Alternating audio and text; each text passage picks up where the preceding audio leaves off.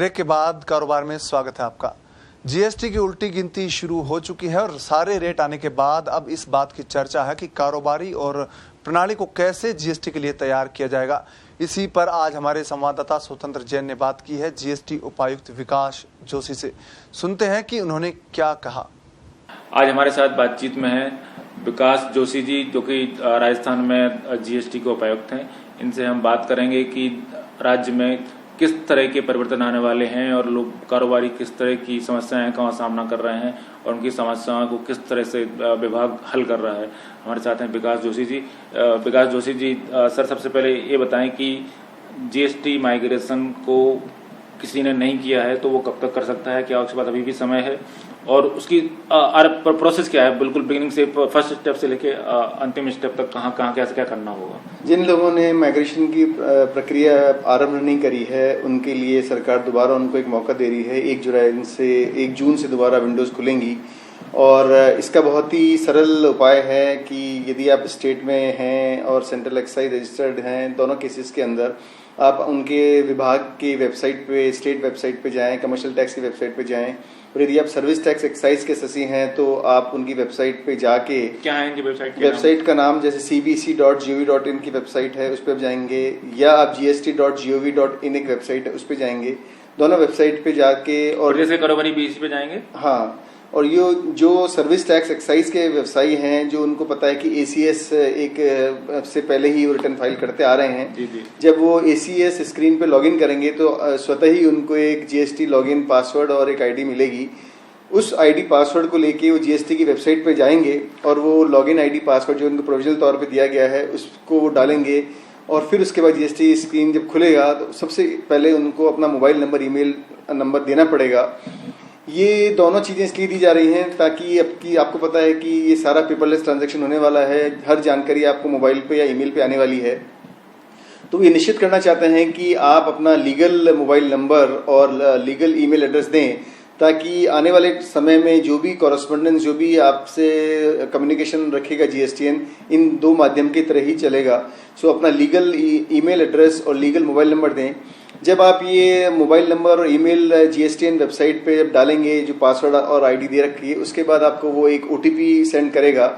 OTP दोनों जगह अलग अलग आएगा, ईमेल पे अलग आएगा, मोबाइल पे अलग आएगा। जब ये ओटीपी आप उस पर डालेंगे तो सिस्टम आपसे और आपको एक प्रोविजनल आईडी और क्रिएट करके दे देगा। आप अपना एक आईडी, तो इसके लिए विभाग कुछ अलग से प्रयास भी कर रहा है जो कारोबारी बहुत अधिक कंप्यूटर नहीं जानते, जो कारोबारी बहुत अधिक जो है ना टेक्निकल से भी नहीं है, तो क्या उनके लिए कहीं कोई शॉप विंडो खोले जा रहे हैं कि वहां जाके वो हेल्प ले सकें और अपना रजिस्ट्रेशन करवा सकें। हमारे विभाग ने पूरे जयपुर शहर में हर जगह पे इस तरह के कैंप का आयोजन किया है। खासकर कुछ इंडस्ट्रियल एरियाज, विश्वकर्मा है, सीतापुर इंडस्ट्रियल एरिया है, सी स्कीम है, राजस्थान चैम्बर ऑफ कॉमर्स है, इन महत्वपूर्ण जगहों पे हमने काफ़ी कैंप ऑर्गेनाइज किए हैं और अभी भी हम ये काफ़ी सारे वर्कशॉप्स हम कंडक्ट कर रहे हैं लोगों को अवेयरनेस करने के लिए।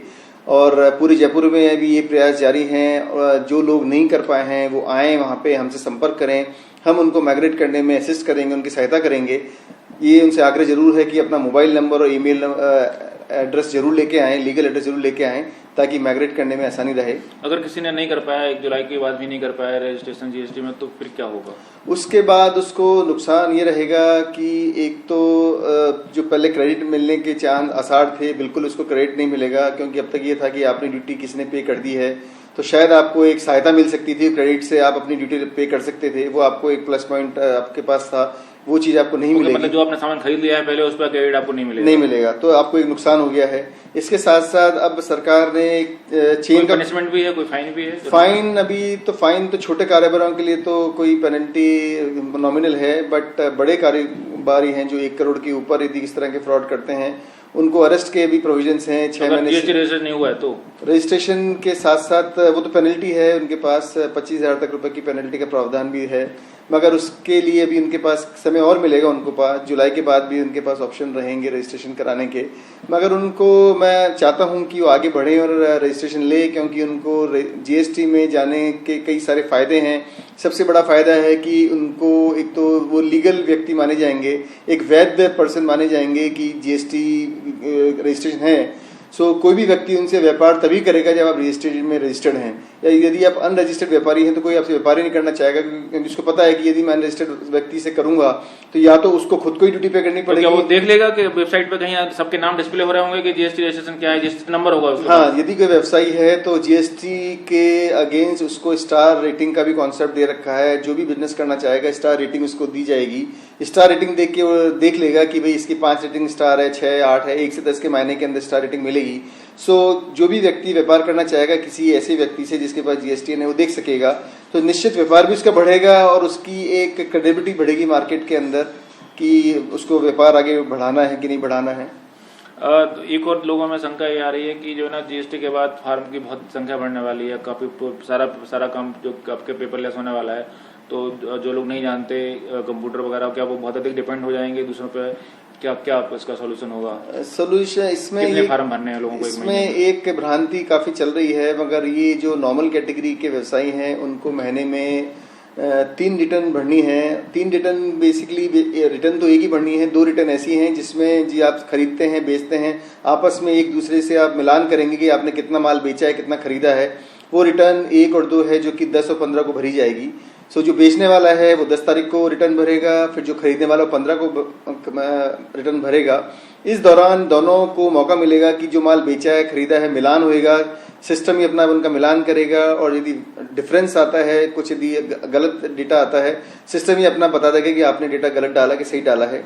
इसके साथ साथ जब आप ये रेक्टिफाई कर लेंगे, जब आप ये जो मिलान नहीं हो पाया है उसको सही कर लेंगे, तो 20 तारीख को आपको हर महीने की 20 तारीख को रिटर्न आपको भरनी पड़ेगी और फिर आपको पेमेंट मतलब 15, 8 और 20 क्या कितनी डेट हुई? 10, 15 और 20। 10, 15 और 20। ओके। कुछ छोटे व्यापारी जो हैं उनके लिए अलग रजिस्ट्रेशन की सुविधा है, जो कि कॉर्पोरेशन है, जिनका टर्नओवर 50 लाख से कम है और जो प्रदेश के अंदर ही व्यापार करते हैं। सरकार ने उनको महीने में नहीं छोड़ के 3 महीने में एक रिटर्न फाइल करनी पड़ेगी और उसमें उनको 1% ट्रेडर के लिए और 2% जो मैन्युफैक्चरर उनको ड्यूटी पे करनी पड़ेगी, बट उनको आईटीसी या इनपुट टैक्स क्रेडिट नहीं मिलेगा। 50 लाख के ऊपर यदि और भी 50 लाख अभी तक जो सीमा तय कर रखी है वो 20 लाख की सीमा तय कर रखी है राजस्थान के लिए। 20 लाख से कम है उनको रिटर्न भरने की कोई जरूरत नहीं है। मगर यदि कोई ऐसे व्यवसायी जो कि अंतरराज्य कारोबार करते हैं उनके लिए कोई सीमा नहीं है, उनको रजिस्ट्रेशन लेना कंपलसरी है। कंपोजिशन स्कीम बार सब सुनने में आ रहा है। कंपोजिशन क्या है? थोड़ा सा कंपोजिशन स्कीम के मायने ये है, कंपोजिशन का मतलब है कि ऐसे छोटे व्यापारी जिनका कारोबार का जो सालाना कारोबार का जो टर्नओवर है 50 लाख से कम है, ताकि उनको कोई परेशानी नहीं हो, आराम से सुचारू रूप से लोकल अपना काम करते रहें। तो किराने वाला है और उसका रोज 100 ग्राहकों को माल बेचता है, तो उसके लिए संभव नहीं है कि रिटर्न बार बार भरे हो। तो उसके लिए उन्होंने सहज करने के लिए उन्होंने बोल दिया कि नहीं, आप हर महीने नहीं छोड़ के हर 3 महीने में एक रिटर्न आपको भरनी है और एक रिटर्न भरनी है और वो भी 1% रख दिया है। तो उसके पास कोई टेंशन नहीं है कि भाई मुझे अपने इनवॉइस को मिलान करना है क्योंकि इनपुट टैक्स क्रेडिट मिलना नहीं है। वो उनको सम्मिलित करके एक साथ भी रिटर्न भर सकता है। वक्त एक ब्रेक, कहीं मत जाइएगा, बने रहिएगा हमारे साथ।